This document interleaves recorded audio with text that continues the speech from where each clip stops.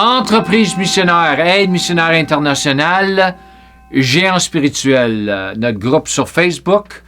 Alors ici, j'ai marqué de toutes les personnes que j'avais mentionnées sur le premier vidéo, Muller est celle qui m'a le plus marqué. C'est pourquoi je vais commencer par sa vie. J'avais commencé sur la liste avec James Strong, parce que vraiment une grande influence pour m'aider avec le grec et l'hébreu. Mais j'ai décidé avec George. Aussi, le nom de mon père, c'était George. Et mon nom du milieu, il appelle ça my middle name. En anglais, c'est George, avec un S. Et le mot George, ça vient du grec. Ça traduit en français ou en anglais fermier, farmer. Yeah. Alors, en tout cas, George Muller de Bristol, Angleterre, né en Allemagne.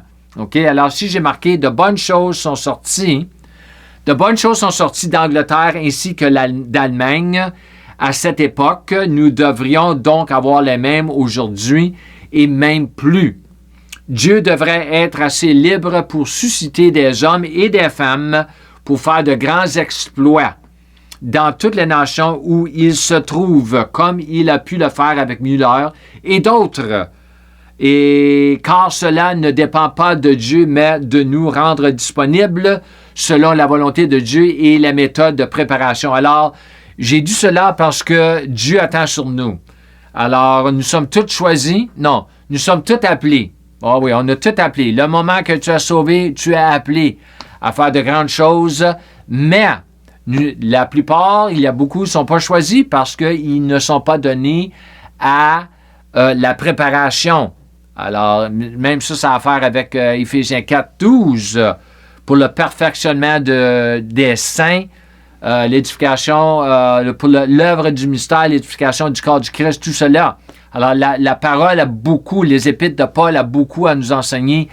Qu'est-ce que ça prend pour être préparé pour l'œuvre que Dieu a pour nous, qu'il a préparée d'avance pour que nous puissions marcher selon ses œuvres. Alors, si j'ai marqué ici, nous examinerons différents aspects de sa vie, la vie de George Muller, puis les comparerons avec la parole de Dieu.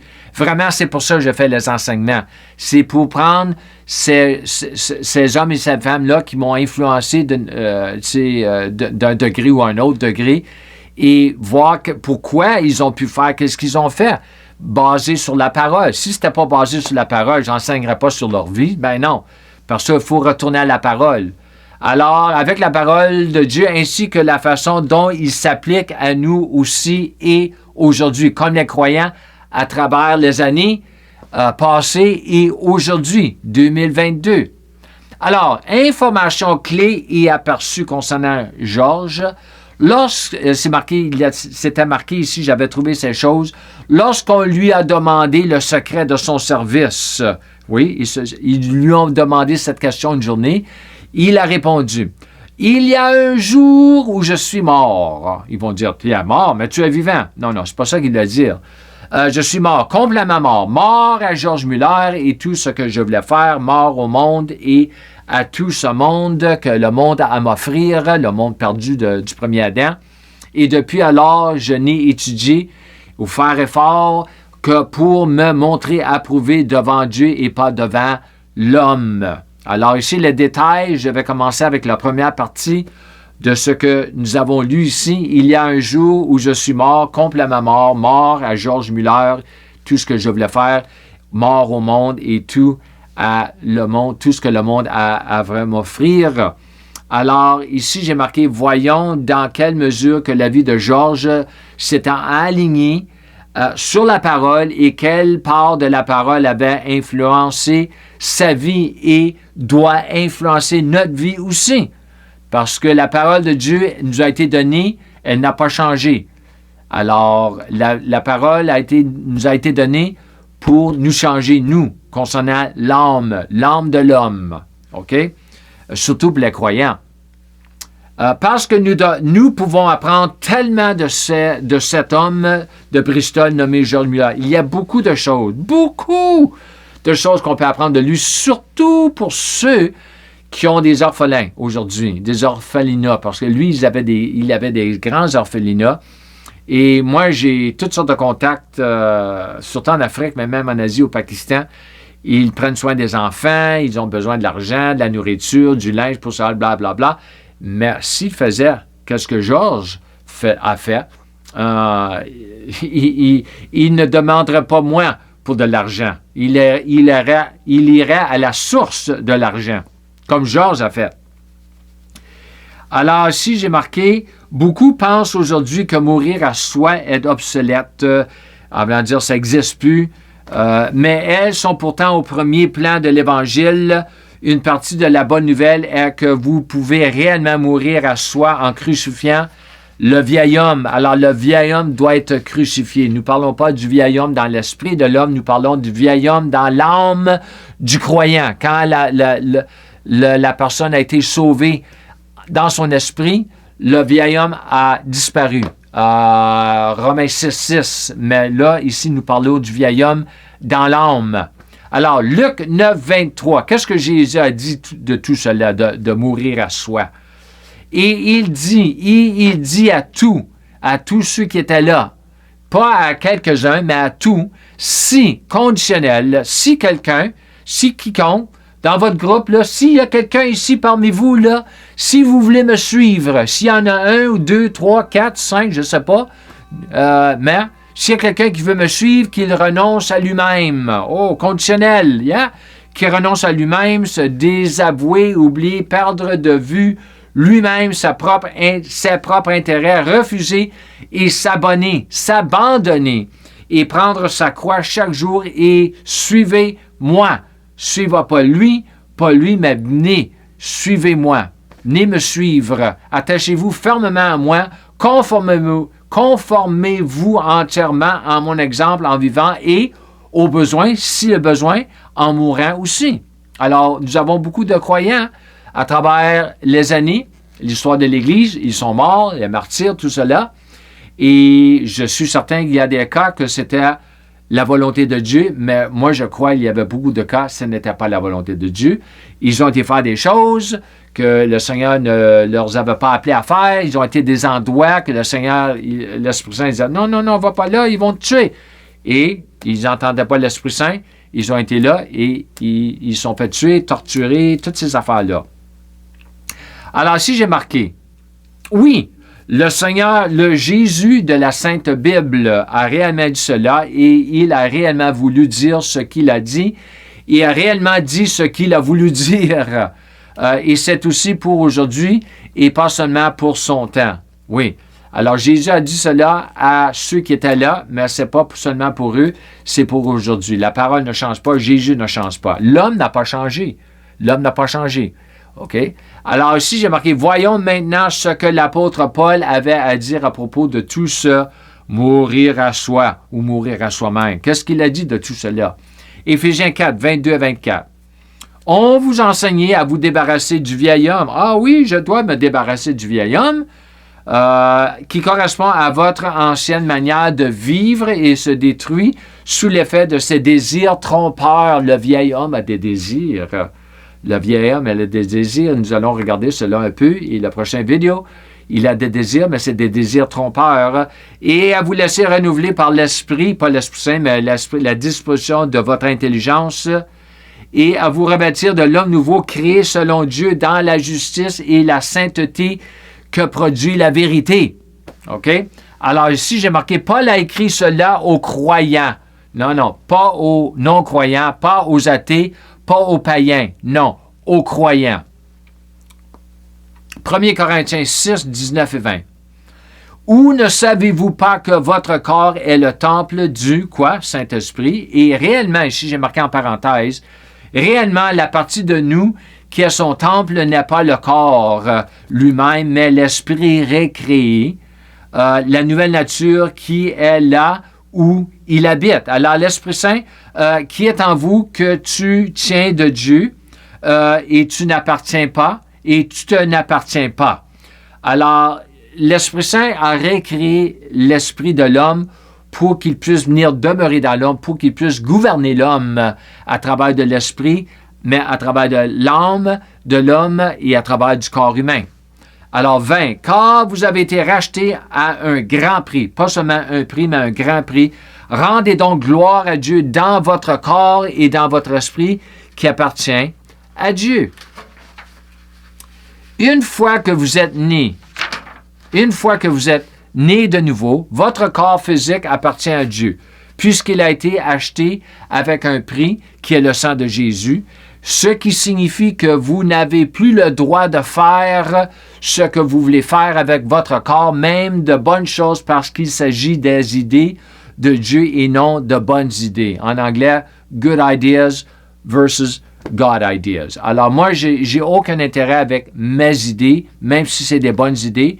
J'ai aucun intérêt avec les bonnes idées des autres, parce que tout cela va paraître dans le jugement du Christ, le tribunal, où c'est marqué que nous allons perdre des récompenses, on peut perdre des récompenses, et nos œuvres vont être brûlées, parce que nous sommes jugés par nos œuvres. C'est comme ça que tu connais une personne, par ce qu'il dit et ce qu'il fait. Ça prouve qu'est-ce qu'il y a dans le cœur. C'est pour ça que le cœur doit changer, pour changer les œuvres.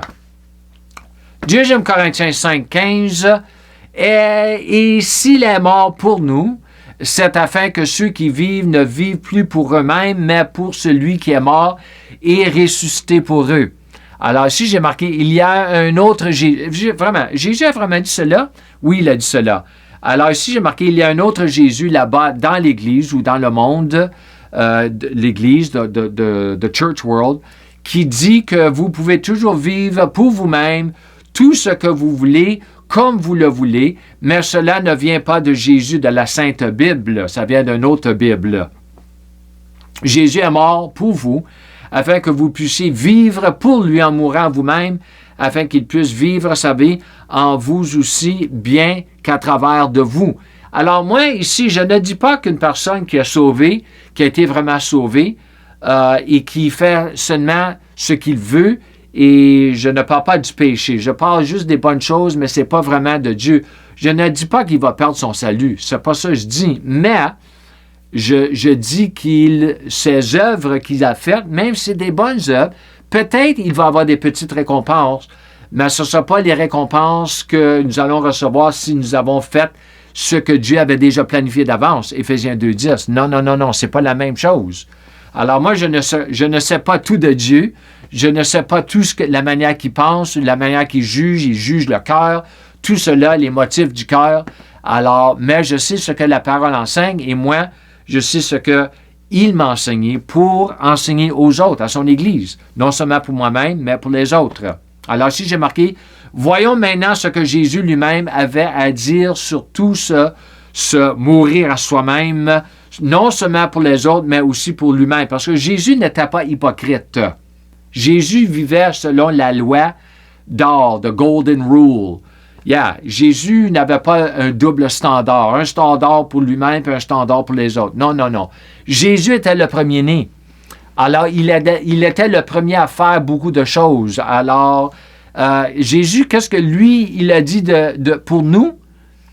Mourir à soi-même? Jésus. Est-ce que Jésus avait besoin de mourir à soi-même? Il n'avait pas le vieil homme, mais il est venu pour nous donner l'exemple. Alors, Jésus a demandé certaines choses de nous, mais Jésus le faisait lui-même. OK? Comparé avec les pharisiens, ils étaient graves, ils mettaient des fardeaux sur les autres et ils ne se levaient même pas un petit doigt pour leur aider. Alors, il a enseigné beaucoup contre les pharisiens. Et leur doctrine, et leur mode de vie. Alors, ici, c'est marqué, OK, ce que Jésus lui-même avait dit, surtout, OK, non seulement pour les autres, mais aussi pour lui-même. Alors, Jésus, Jean 5, 19 et 20 et 30. Alors, Jésus répondit et leur dit, en vérité, je vous le dis, le Fils ne peut rien faire de lui-même, mais ce qu'il voit faire au Père, car tout ce qu'il fait, le Père fait, le Fils le fait aussi de la même manière. Pareillement, il ne change rien, il n'ajoute rien. Car le Père aime le Fils, il lui montre tout ce qu'il lui fait. Il lui montre tout ce qu'il fait lui-même. Moi, c'est mon désir de marcher dans cela. Je vais marcher dans cela. Voir ce que le Père veut faire et le faire pareillement. C'est là les fruits, la victoire. Et il lui montrera des œuvres plus grandes que celles-ci, afin que vous soyez dans l'émerveillement. Vous allez voir, vous allez dire, « Wow! » Le monde va dire, « Wow! Qu'est-ce qui est arrivé? Qu'est-ce que j'ai vu? » C'est ça. Ils vont devenir émerveillés, étonnés. Ils vont dire, « C'est ça. C'est ça. On appelle ça attention grabbers. De prendre leur attention vers Jésus. Je ne peux rien de moi-même faire. Je ne peux rien de moi-même. Je ne peux rien faire de moi-même. Comme j'entends, je juge ou je décide et mes décisions sont justes parce que je ne cherche pas ma volonté, mais la volonté du Père qui m'a envoyé. Alors, le Père a envoyé Jésus. Pourquoi? Accomplir la volonté de Jésus? Non, pour accomplir la volonté du Père. Si le Père ne veut pas, s'il t'envoie, pourquoi il t'envoie? Pour accomplir ta volonté? Il n'a pas besoin de t'envoyer pour accomplir ta volonté. Tu vas y aller tout seul. Alors, quand Dieu t'envoie, il t'envoie pour accomplir sa volonté. Et sa volonté, pas ta volonté. Alors, Jésus était déterminé à faire la volonté de son Père seul, ce que nous verrons dans la partie 2, une autre vidéo, tout comme George Muller et nous devrions l'être aussi. Beaucoup de choses on peut apprendre de la vie de George Muller. C'est pour ça que j'ai fait les vidéos. J'ai fait les enseignements sur les géants spirituels. Alors, numéro 2 ici, c'est la deuxième partie de ce qu'on avait lu de Georges, que ce qu'il avait dit. Et il avait dit dans la deuxième partie, « Et depuis alors, je n'ai étudié ou faire effort que pour me montrer approuvé devant Dieu. » Il vivait, Dieu était son... That was it. Dieu était son... comment on dit ça en français, en anglais? He's my audience. Son audience. Georges, il vivait comme Dieu existait et il n'y avait personne d'autre qui existait. Alors, ici, j'ai marqué 2 Timothée 2,15. C'est marqué « Étudiez et soyez impatients et faites tout votre possible pour vous présenter à Dieu approuvé et non à l'homme. » Alors, ici, le verset qu'on parle de bien diviser correctement la parole de vérité, tout cela. Mais c'est pas vraiment ça que Georges parlait de, mais j'ai pris ce verset-là parce que le mot approuvé est là. Mais aussi, il avait une bonne doctrine. Georges avait une bonne doctrine. Pour accomplir ce que Georges a accompli, il avait une bonne doctrine. Parce que ta doctrine détermine comment Dieu se sert de toi. Alors ici, j'ai marqué « Vivre une vie approuvée par Dieu », ce qui signifie que Dieu approuve ce que vous faites de votre vie. Pour beaucoup de gens, ce grand jour, le jour du jugement, montrera le contraire, ce qui signifie que Dieu n'a jamais approuvé les choses que vous faisiez de votre vie sur la terre. Alors, c'est pour ça, l'Esprit Saint, la parole de vérité, l'Esprit de vérité, c'est pour ça que nous avons ces deux choses pour nous aider à découvrir la volonté de Dieu. Se trouver une bonne Église, des bons croyants qui peuvent nous aider. Tout cela. C'est ça, ça fait partie de mon ministère pour aider l'Église vraiment à retourner sur le chemin étroit. Les croyants, tout cela, les encadreurs dans l'Église. Avançons à Actes 2, 22, un verset très intéressant. Vous, hommes d'Israël, écoutez ce que j'ai à dire. Jésus de Nazareth, un homme approuvé, accrédité, indiqué et montré et recommandé et attesté par Dieu, par les œuvres puissantes et la puissance de l'accomplissement des prodiges et des signes que Dieu a opérés par lui juste au milieu de vous, comme vous le savez vous-même. Alors, c'est ça. Quand tu vois la vie de George Muller, George n'était pas vraiment reconnu pour les miracles, mais il avait beaucoup de miracles dans sa vie. Je veux dire des miracles de guérison.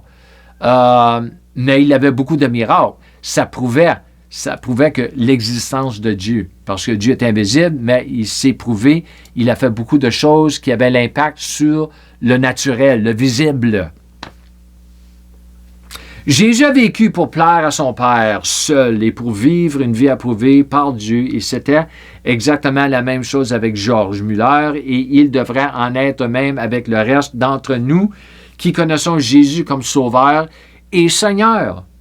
Car ce qui appartient au premier-né, Jésus est le premier-né, appartient au deuxième-né, au troisième-né, au quatrième-né, Alors, Jésus était le premier à faire beaucoup de choses. Il était le premier des morts, le premier des morts. Il était le premier à être né avec la nouvelle nature. Il a fait beaucoup de choses. Il était le premier. Et Dieu, le Père Satan, que le deuxième né, fait la même chose. Le troisième né, le quatrième né, le cinquième né, le sixième né. Parce que nous faisons toutes partie de la même famille. OK, nous sommes différents membres, comme dans le corps humain. Mes oreilles, mes yeux, mon nez, mes mains, mes doigts, mon coude, tout cela, OK, nous sommes différentes parties, différents membres, différentes fonctions, mais nous faisons toutes partie du même corps, la même famille.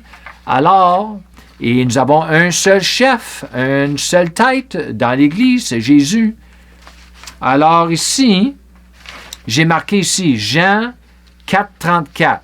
Jésus a dit, qu'est-ce que Jésus a dit? Jésus leur dit, ma nourriture. Oh, est-ce qu'il parlait du bacon et des œufs, des gaufres, du McDonald's, le mandarin, le buffet, tout cela? Non, il ne parlait pas de cela. Il parlait de sa nourriture. C'est quoi sa nourriture? Sa nourriture est de faire la volonté, le plaisir de celui qui l'a envoyé, son Père, et d'accomplir et de terminer complètement son travail. Complètement. Paul a dit la même chose. Quand il est parti, j'ai dit, j'ai fini ma course, j'ai tout ce que Dieu m'a donné à faire, je l'ai fait. Alors ça nous appartient.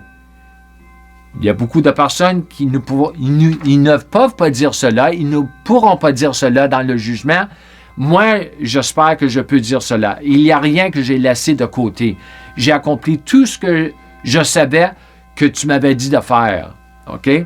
Alors, et c'est exactement ce que nous verrons ensuite en partie 2, la prochaine vidéo, concernant la vie de George Muller, concernant la connaissance et l'accomplissement de la volonté de Dieu. Parce que si vous allez accomplir la volonté de Dieu, nous devons la connaître avant.